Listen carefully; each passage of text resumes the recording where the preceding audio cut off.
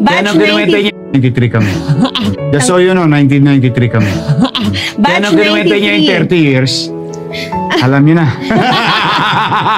Magka-batch kami. Yes, sabay kaming in-introduce. 1993, February. Oo, grabing sa Araneta Coliseum. Oo, sa Araneta. Magandang gabi sa inyo. Iba kinanta natin noon.